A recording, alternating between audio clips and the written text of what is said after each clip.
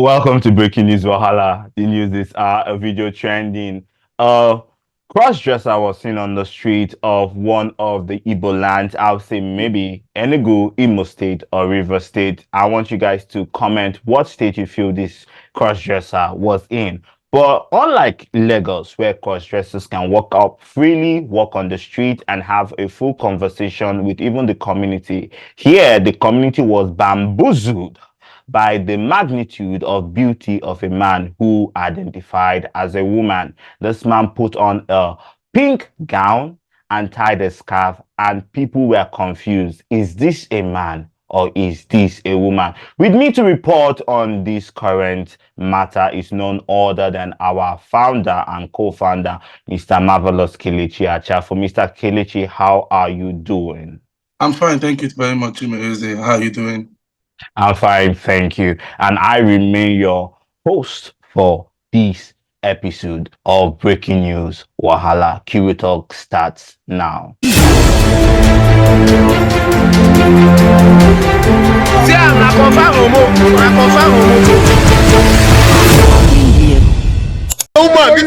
woman.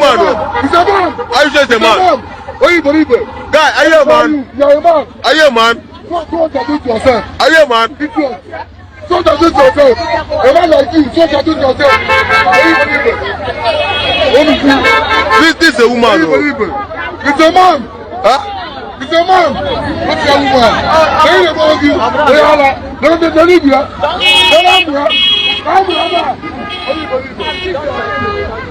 Don't try.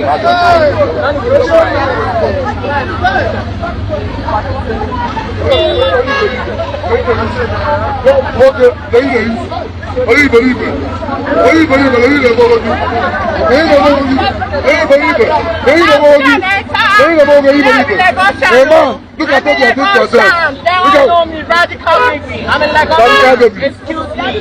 Tell us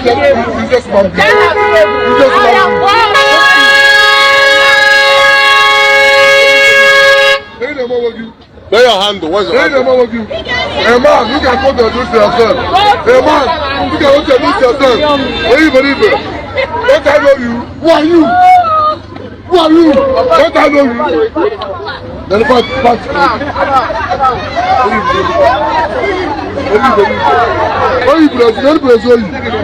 believe? I like your eyes. I like your eyes.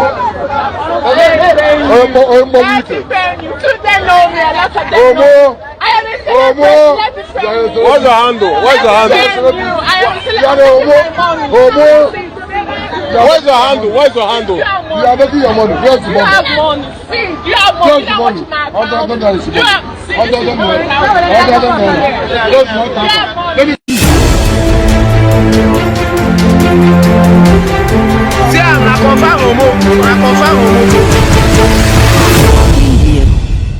A recap of the news. A trending video of a trans or cross-dresser woman was seen on the streets as she was going on her daily affairs. People began to assault, harass, and question her sexuality and identity. In short, one of the passerby had the audacity and temerity to raise up his gown to see if the bola is there or not. They had to check if there was a vagina or a bola. This is how trans, cross-dresser, and queer people have been, harassed on the street of Nigeria. Mr. Kelechi, when you saw that video, what came to your mind? Well, what came to my mind quickly is just a reminder of the fact that it's going to get worse during this battle, or this quote and unquote battle going on, or social battle between the LGBT community and the world at large. It's not only a Nigerian factor. We can see Peru has officially declared being trans as a mental illness. So if you say you are transgender, you are likely to be put in a mental facility in Peru. So we begin to see countries too. And many countries, many people backing it. In Peru, this week, they've decided to classify trans, non-binary people as well as intersex people as mentally ill. They have said they've done this in order to ensure that those who identify as all of the above get the mental health assistance that they need. And they noted the inordinate, or shall I say unbalanced proportion of their mental health budget was being utilised by people who identify as trans, non-binary and intersex. So when you use that argument, it actually seems commonsensical. Being on this trans person who is working on the streets of Lagos, it shows the mindset of most people there, because this guy is doing all sorts of things, bullying this. I believe that this is the street of Lagos, because if you look at it, this looks like one of, I can see some signature building. My guess from the building, that looks like Enugu. If you look at the building, those are old arcade buildings that looks like Enugu, and that looks like one of the Igbo markets.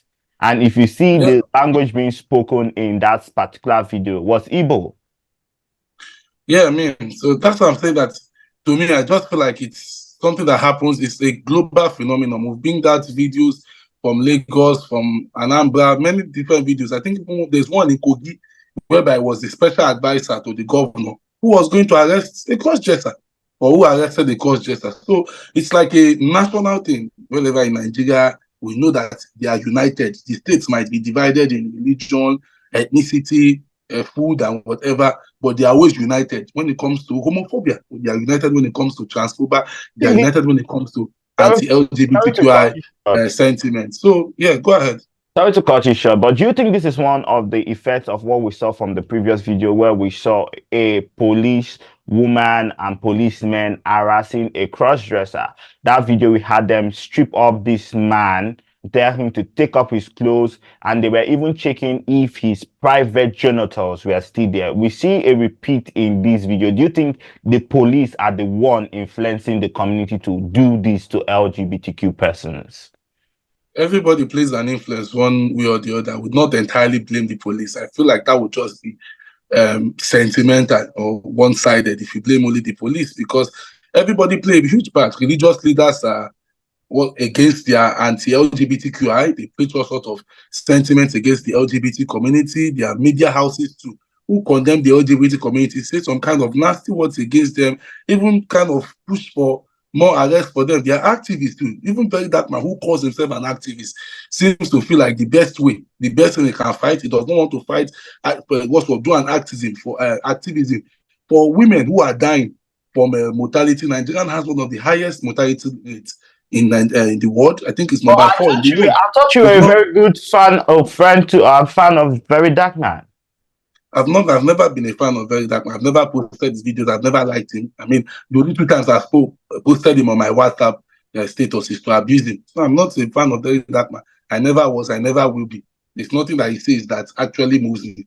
I'm not inspired by his theories. I do not buy into his ideologies. So there's nothing that would inspire me with Very Dark Man. I'm someone that if I want to follow an activist, your activism must seem to be very, very balanced. Must not be one based on activism done to hit up the policy, like we see from some other activists. There are also LGBTQI activists that we see that whenever they come into conversation, it's not to provide support, it's not to provide help, it's not even to provide solutions, but it's to cause controversy, hit up the policy, make it much more make it trendy. Their own is, we call them trendivists. Maybe that's what we call them, trendivists. But if not Very Dark Man trendivists, what will you call Oya's JP crime fighter? No, Oya's JP crime fighter, you can just refer to as a market woman in the square. So Oya's the Asaba market women, market Asaba women forum. Call it a jungle, or what would you call it? Asaba radio. All those beer parlor talk. That's what Oyas is. But let's go back to the cocoa. But going back to this, but going back to this, it just shows the failure of the society at large to protect queer rights. And I also say to that people, the last thing, the final thing I would say is that a lot of queer people, cross-dressers, queer people, it's hard. Me, now, if I walk on the road or less, it's hard to tell if I'm gay, bi, straight, whatever. You know, they don't write it on your head. But if you are a cross-dresser, it's much more likely for people to know. And you cannot cross-dress in places that are unsafe. Please and please, if you want to do your cross-dressing, make sure it's in a safe space, because you might go out one day and you'll be lynched or mobbed or whatever, and it should just be we saying RIP, talking about you, preaching about you, but your life is gone. Please, I always tell people that in as much as I know you want to cross-dress and the government of Nigeria or the space in Nigeria is just collapsed and bad, please and please try to put your safety first, if possible, please. That's all for me, Chidozie. Welcome to Breaking News Wahala. It is just less than a week. Thank you, Mr. Kelechi. Thank you, Mr. Kelechi, for that amazing contribution. A recap of the news. A cross-dresser or a transdresser, a trans person, was mobbed on the street, harassed, assaulted. These are one of the few things we see in the Federal Republic of Nigeria. Like I earlier said, my slogan is always, cross-dressing is not for the poor. If you're a poor person, if you're a minority, if you don't have money, cross-dressing is not for you as long as you are in Nigeria. Cross-dressing is for the rich. Once you wear your cross-dressing apparel, you enter into your car, your tinted glasses, you drive with your escort, go to your point A and point B. But if you are cross-dressing, jumping from keke napep, Okada, and walking on the main street, you are most likely to be harassed, assaulted in the Federal Republic of Nigeria. Thank you, viewers, for taking your time to watch this video. Please, if you haven't subscribed, this is the time you can subscribe. We give you the best news, LGBTQI news in Africa and abroad. Kiwi Talks remain a non-for-profit organization speaking truth to power and leaving no stone unturned. And I am your host for this episode, Chimerize Henry Ahonaya. Stay tuned.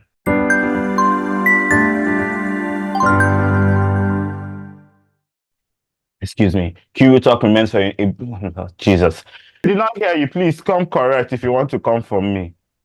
Are we ready? Please come correct if you want to come from me. You said the only thing old is my relationship. Are we ready? The only thing old is my relationship. What? Finish the statement. Are we ready? Welcome to Breaking News Wahala. The news this hour. A video is trending on social media and has been trending for a while. It is not just a new video, but it is an old video many of you might have come across. This